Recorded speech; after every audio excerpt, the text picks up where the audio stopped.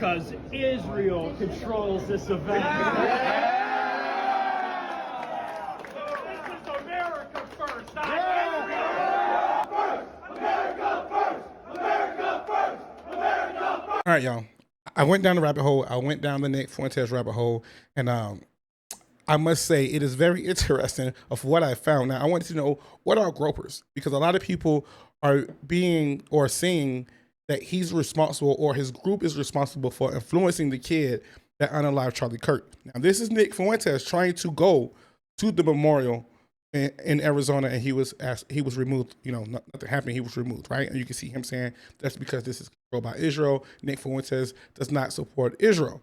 But what I found about the Groypers was kind of troubling and funny at the same time. The story of the mega civil war, how memes mutated into violence, part 1. In 2017, Nick Fuentes attended the Charlottesville hate rally, and in the glow of tiki torches, he saw his future. He desperately wanted to be forever surrounded by young white men. Fuentes dropped out of college and began live streaming his love of young white men, which over time built him a following of young white men.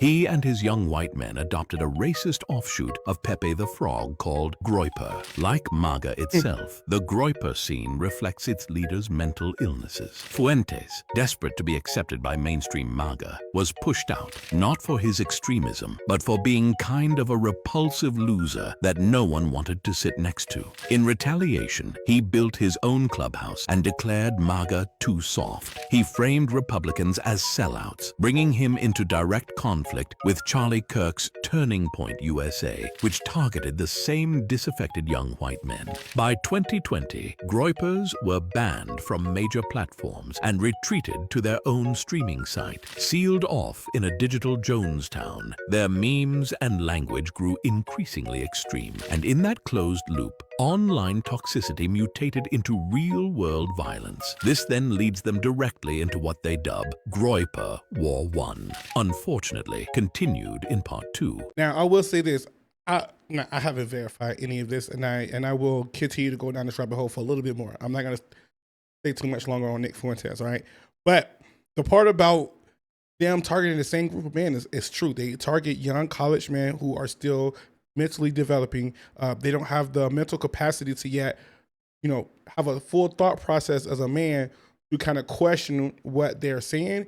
And that's crazy that this is a person who used to support Trump, and now you see all his content. It's just him hating Trump. If you search Nick Fuentes' name up in the search bar and like TikTok, it'll say community guidelines. You have to spell his name wrong, or you have to just put Nick or just Fuentes. You can't put his name directly in side by side because it will block you from seeing any of his content.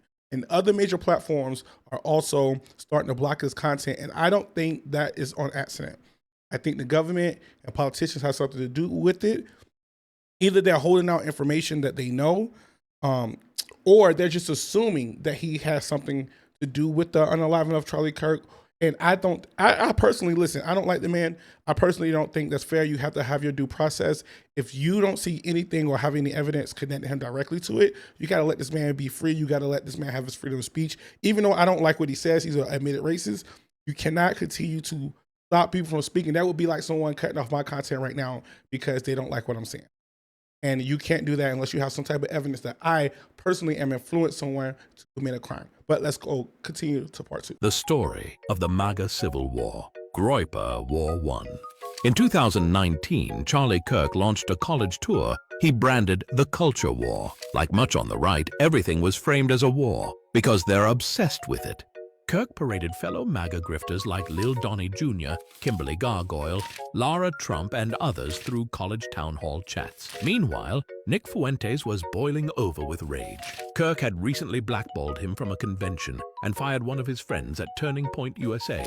But most of all, Kirk, for some god-awful reason, embodied everything Fuentes wanted to be, but could never hope to achieve. Fuentes struck back by sending his Groyper followers to infiltrate the tour. They packed the Q&A lines, hammering speakers with far-right, racist, sexist, homophobic questions. Disturbing, extreme, and occasionally darkly funny. It was a vile but masterful bit of internet trolling in real life. At a UCLA visit with Lil Donnie Jr., the Groyper forces moved in en masse, with Fuentes in attendance.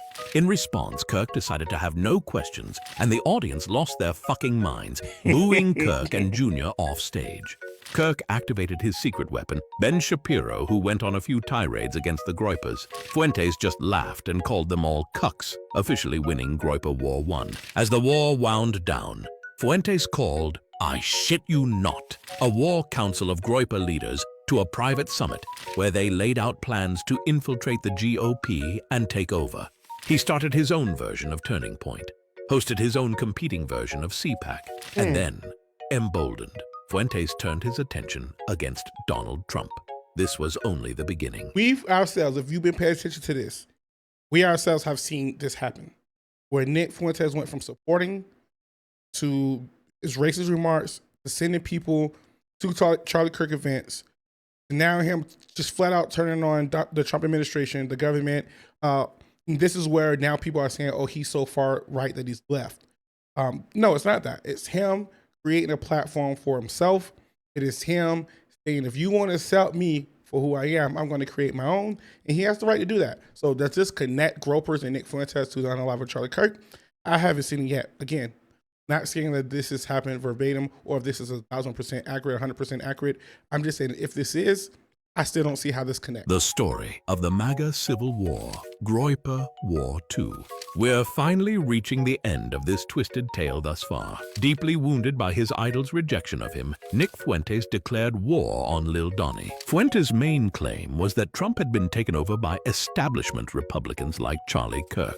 The goal was to turn his base of young white men against him so that he has no choice but to go farther to the right. Because access to Donnie was difficult, they assaulted the one thing he truly cared about, his social media. Groypers flooded into Truth Social, taking over hashtags, controlling narratives, even taking over the entirety of Truth Social's trending topics. They employed AI chat and posting bots to flood the entire feed with Groyper anti-Trump memes. They were making an active dent in polling and were an actual threat to his campaign. Legitimately impressive for people who have a strained relationship with the concept of soap. So much so that as a concession, the Trump campaign hired back Groyper associate Corey Lewandowski as a concession, who had previously lost his position due to repeated violent sexual assaults of donors and underlings, and who is currently engaged in a public extramarital affair with Kristi Noem. Fuentes used this to declare victory. A small, dedicated cult of extremists made Donald Trump change his position, something not even the basic facts of reality has been able to achieve. Fuentes has claimed repeatedly that time is on his side and that the right as a whole will eventually join him once establishment shills are out of the way. And weirdly, one of his main targets is now out of the way. Take that for what you will. See what I'm saying? How they... If you don't think for yourself, that would make sense.